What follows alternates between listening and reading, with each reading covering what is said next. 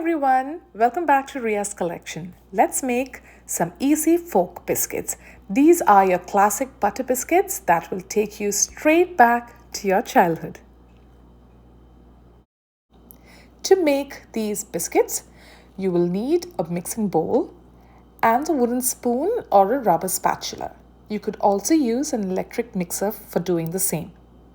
But I think this is more fun and kids can also help you make these. So let's begin by adding a little bit of butter, which is at room temperature and really soft. Let's add that to the bowl.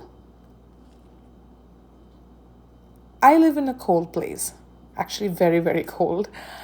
So I like to microwave my butter for about 15 to 20 seconds just to make sure it is very soft, because that will help you while mixing using a spoon or a spatula. So I'm going to cream the butter for about a minute. I'm just looking to aerate the butter and make it pliable so that's easy to cream along with the sugar next.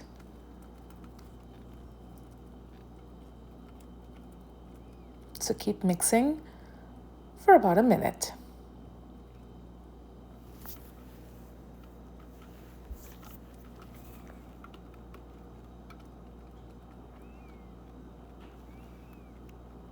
It's starting to look good, and I think it is ready for the next ingredient. So we're going to add a tiny amount of sugar. I've used granulated sugar here, and if you're living in a place where the granules are large, you must pulverize it using a mixie or a food processor. Now mix it up really well. You're going to cream the butter and sugar for about a minute.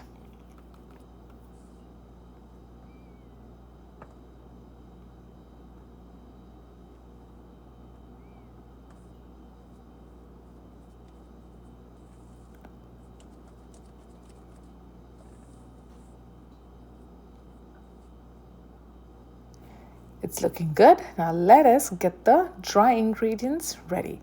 So I have some flour in this bowl and I'm going to add in some baking powder along with some salt for flavor. If you are using salted butter, don't add salt to this recipe.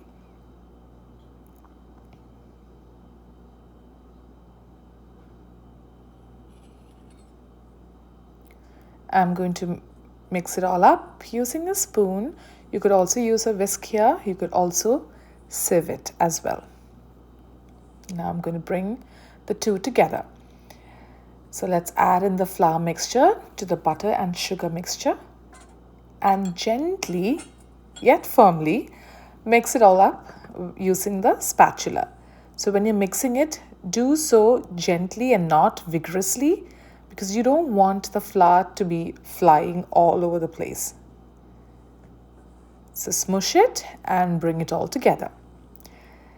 Like I was saying, I live in a very cold place. The butter tends to harden really quickly. So at this stage, when it all looks like, wet sand or a very crumbly mixture I like to use my hands to make it, into a nice, soft biscuit dough. The warmth from my hands will help the dough come together very soon. If you're living in a warm place, you can just use your spatula or your spoon to bring the dough together. If the dough has become extremely soft, please cover it with a cling wrap and chill it for at least 20 minutes to prevent the biscuits from spreading too much when you're baking. The dough is all ready now. I have a fork here for shaping, and also I have lined my cookie sheet with a parchment paper.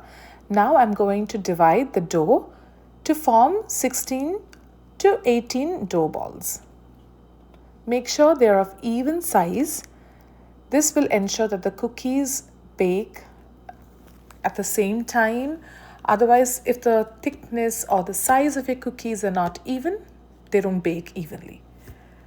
And make sure you're spacing them with a good amount of gap in between, because there's baking powder in the cookie dough and it will be spreading a little bit. Now, this is how we're going to shape them. Form the dough ball and using the tines of your fork, press them gently and release it. Continue doing the same with the remainder of the dough. If at any point you feel that the dough is getting too soft, don't forget to chill it because they will spread a lot otherwise once baked. So you are looking for a cookie dough that's of even thickness. And once baked, the bottoms are going to be a nice golden brown in color. So these cookies were baked at 180 degrees centigrade, 350 degrees Fahrenheit for about 20 to 25 minutes. And how do you know it's done? When you touch it, the cookies should feel firm and it should move freely on the baking sheet like this. And when you turn it up, you should notice that the bottom side is golden brown.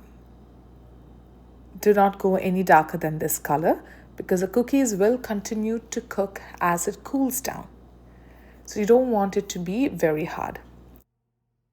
I'm going to transfer these cookies onto a cooling rack so that they can cool completely and they will firm up even more once they are completely cooled. Just look at these plate full of fork biscuits. Don't they look amazing? I hope you get a chance to bake these at home and share them with your loved ones. And when you do, don't forget to leave a comment and tell me how you like them.